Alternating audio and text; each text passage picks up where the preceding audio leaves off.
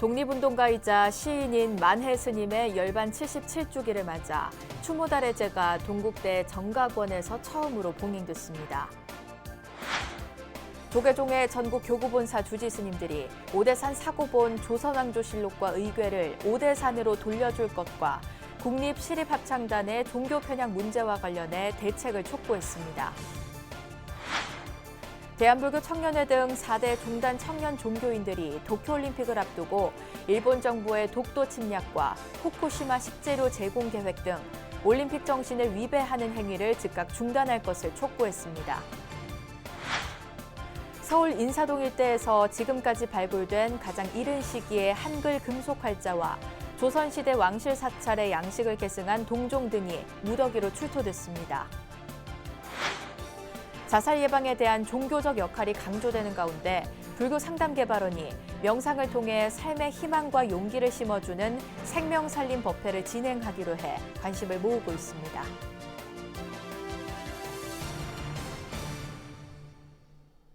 여러분 안녕하십니까? 6월 30일 수요일 BBS 뉴스입니다. 독립운동가이자 시인인 만해 스님의 열반 77주기를 맞아 추모달의제가 동국대 정각원에서 처음으로 봉행됐습니다. 앞으로 만해 스님 선양 사업은 동국대를 중심으로 아카이브 구축 등이 체계적으로 진행될 전망입니다. 첫 소식 김호준 기자가 보도합니다.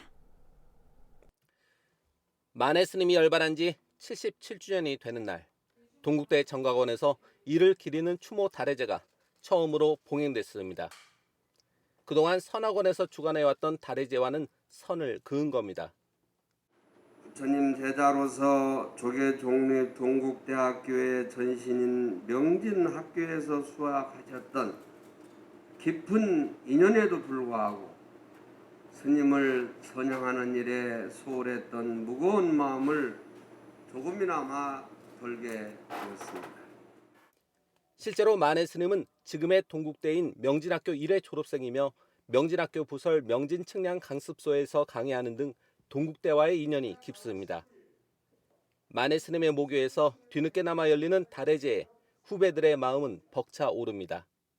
이로써 만해 한용운 스님은 동국의 영원한 스승이자 선배로 다시 태어나시게 되며 35만 동문사의 전체에 커다란 자긍심을 심어주게 됩니다. 동국대는 지난 2013년 백담사로부터 만해 마을을 기부받은 이후 마을 운영과 함께 해마다 만해 축전을 공동 주관해 스님의 사상과 문학 혼을 세상에 알리고 있습니다.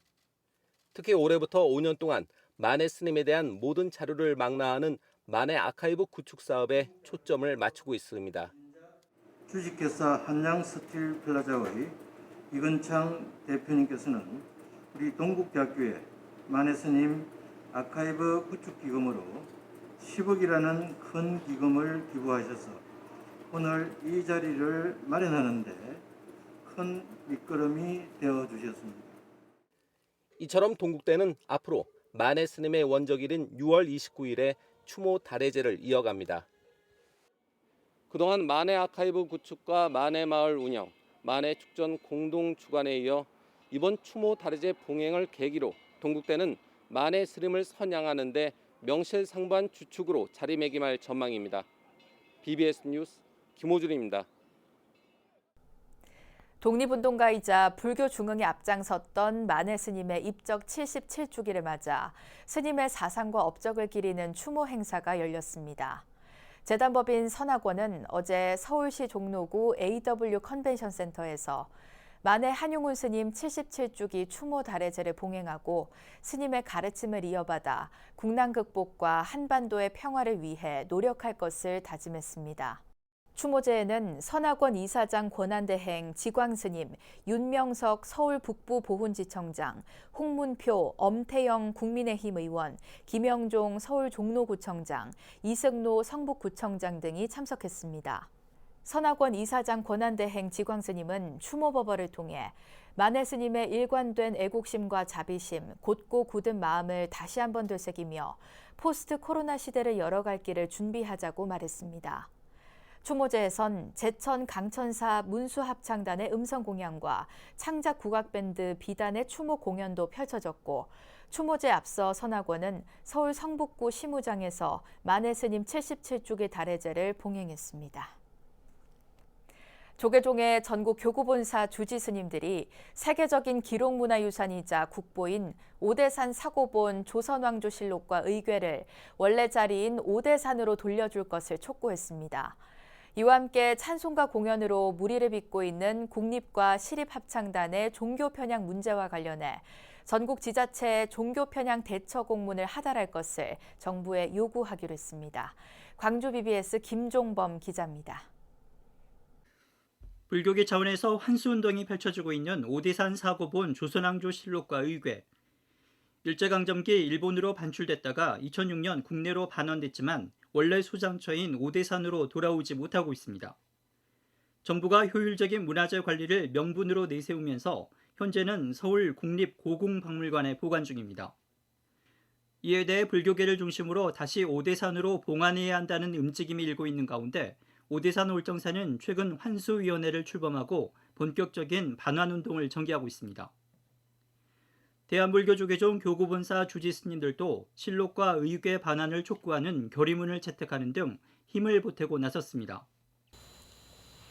나무가 모이면 숲이 되고 만물을 비옥하게 하는 물을 만들어내듯 교구장 스님들의 지혜가 모인다면 종단에 큰 힘이 될 것이라고 생각합니다. 올해 처음으로 열린 교구본사 주지협의회에서는 일부 지역 시립합창단들의 종교 편향 문제와 관련해서도 열띤 논의가 진행됐습니다. 지난달 대구 시립합창단이 정기연주회에서 찬송가 위주의 공연을 하기로 하면서 무리를 빚었고 포항 시립합창단과 부산 시립합창단에서도 유사한 일이 벌어지면서 불교계의 반발을 샀습니다. 종단에서는 종교 편향 대책기 위해서 이제 주요 지자체 합창단 공연 목록을 최근 한 5년간 전체 전수조사를 좀 하기로 했습니다. 그래서 일각에서는 불교계의 이 예술의 이 자율성을 침해하는 불교의 협선 시각이라는 시각도 있고. 이에 따라 조계종은 전국 지자체의 예술단 운영 규칙을 개정하도록 요구하는 한편 공직자 종교차별 신고센터를 통해 종교 편향 행위에 대해 강력 대응하기로 했습니다. BBS 뉴스 김조보입니다. 추미애 전 법무부 장관은 대선 출마 선언 이후 지지율이 오르는 데 대해 국민들이 정의, 공정, 법치에 대한 진심을 믿어주시는 것 같다고 밝혔습니다. 추미애 전 장관은 어제 BBS 라디오 박경수의 아침 저널에 출연해 경제적 양극화, 불평등이 너무 심각하다며 자신은 꾸준히 개혁을 주장해왔고 그 진심에 대해 많이 동의를 해주시지 않나 하는 느낌이 든다고 말했습니다. 평소에 저희가 그런 불로소득에 기대는 경제 시스템 이런 걸 혁파하기 위한 지대 개혁을 꾸준히 주장을 해왔고요. 또 이런 나라를 저는 정의, 공정, 법치, 이 정공법으로 혁파를 해내겠다라고 말씀드려서 그에 대한 그 진심을 믿어주시는 것 같아요. 추 전 장관은 특히 자신은 누구와 겨루기 위해서 대선에 출마하는 게 아니라며 윤석열 프레임에서 벗어나 자신의 헌신성과 책임감, 두려워하지 않는 용기로 국민들께 다가가겠다고 강조했습니다. 대구 출신인 추미애 전 장관은 판사 재직 시절 법조계 불자 모임 반야회에서 활동한 데 이어 5번의 국회의원 재직 시절에는 국회 불자의원 모임인 정각회에서 활동했습니다.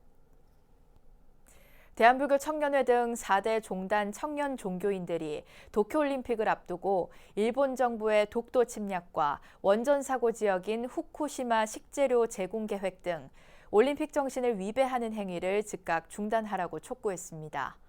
대한불교 청년회와 한국기독청년협의회, 원불교 청년회, 천도교 청년회는 성명을 발표하고 도쿄올림픽 홈페이지 지도에서 독도를 일본 영토로 표기한 것을 삭제하라고 요구했습니다. 또 올림픽에서 응원도구로 우길기 사용을 전면 중단하고 후쿠시마산 식재료 제공 등 후쿠시마 부흥 계획을 즉각 철회하라고 일본 정부에 촉구했습니다.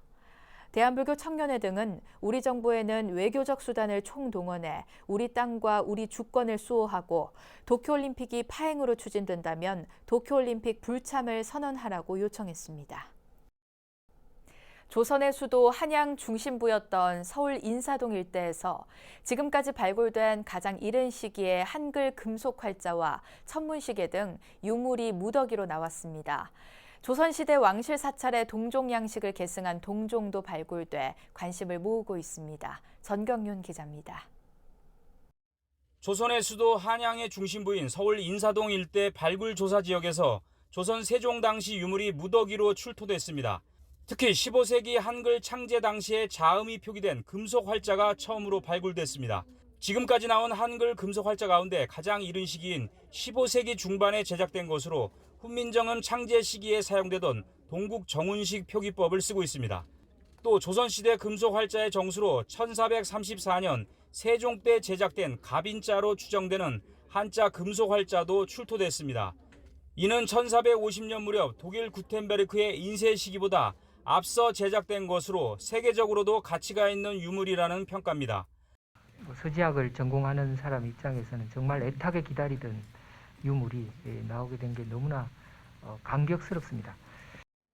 더욱이 이번에 발견된 한글 금속 활자는 1461년 세조가 불교 경전 능엄경을 한글로 옮긴 능엄경 언해를 인쇄할 때 사용된 활자와 같다는 것도 의미를 더해주고 있습니다.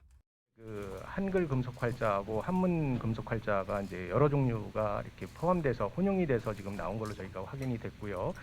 이제 그러다 보니까 지금까지 한문이건 또는 이제 한글이건 그 금속 활자가 출토된 예는 거의 없다고 이렇게 설명드릴 수가 있습니다. 그래서 이번 발굴에서는 세종 때인 1437년에 제작된 천문시계 일성정시의의 주요 부품도 처음으로 출토됐습니다. 이와 함께 1535년 조선 중종 때 제작된 동종과 소형 화기인 총통 등 다양한 종류의 금속 유물이 항아리에 담긴 채 발견됐습니다.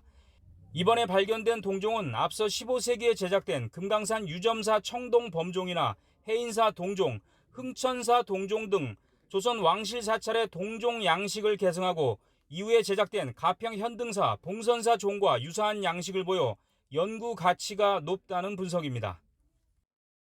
우리가 생각하는 동종은 청동 색깔이 많은데 저거는 황동에 가깝습니다. 그래서 향후 앞으로 미술사 동종 연구하시는 분들한테 굉장히 귀중한 자료로 제공이 되고 15세기와 16세기를 연결하는 1535년이라는 연호가 정확히 기록이 되어 있기 때문에 그 아주 중요한 자료가 될 것 같습니다. 이번 유물 발굴은 문화의 황금기였던 조선 세종의 시대를 앞서간 인쇄술과 과학기술을 이해하고 우리 전통문화유산의 소중함을 다시 한번 되새기는 기회가 됐습니다. 국립고궁박물관에서 BBS 뉴스 정경윤입니다.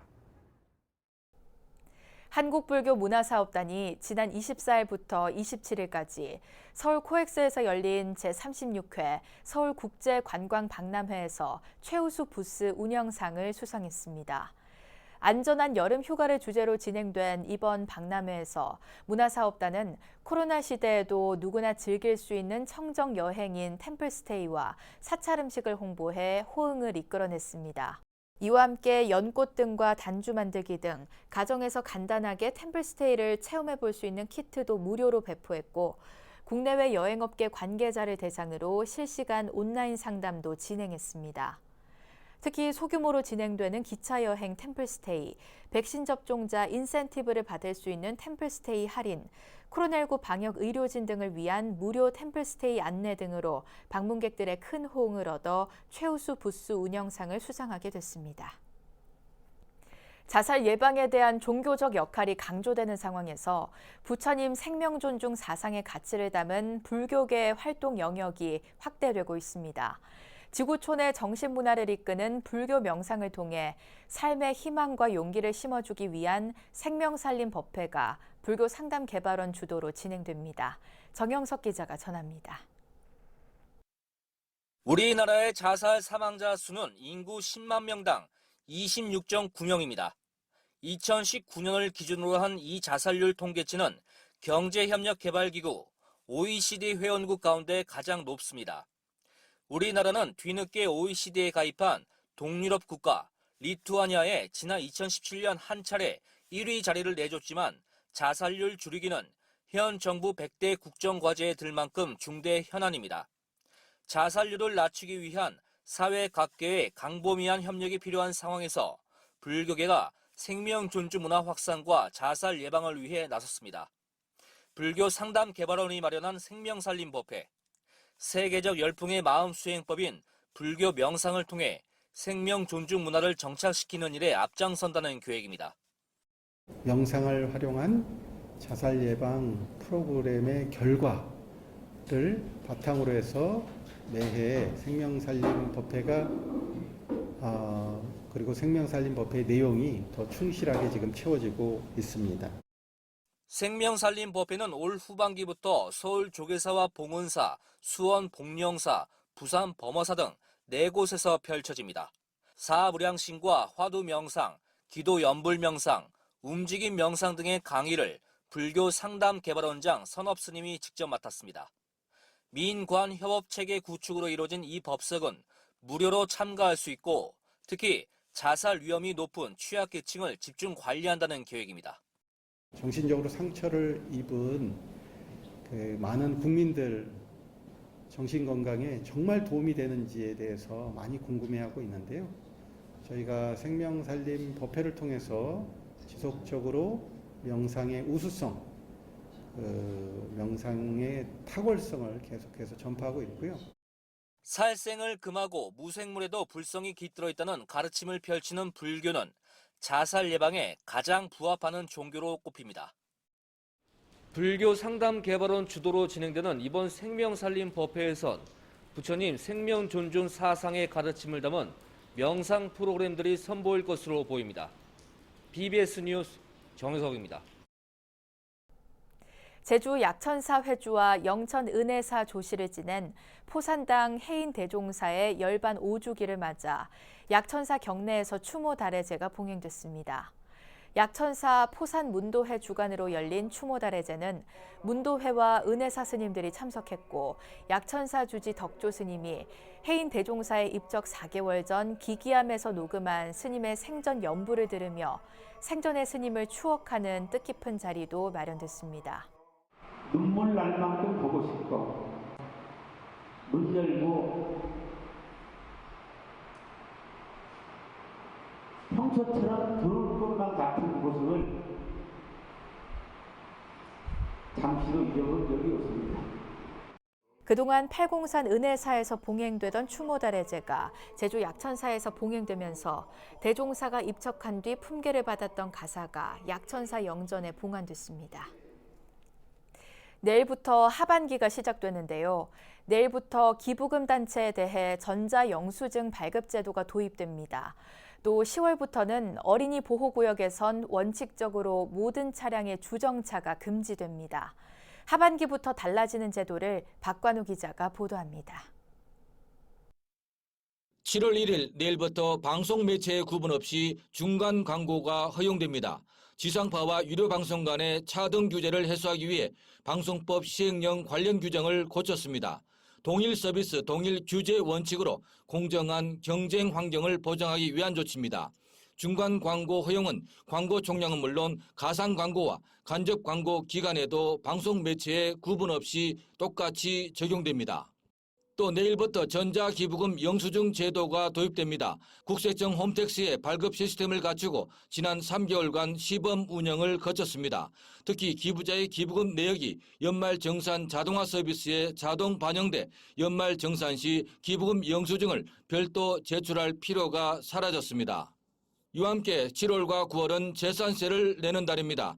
올해부터 공시지가 6억 원 이하 한 세대 1주택자는 지난해보다 세율이 0.05%포인트 내렸습니다. 재산세가 3만 원에서 최대 18만 원까지 감면됩니다.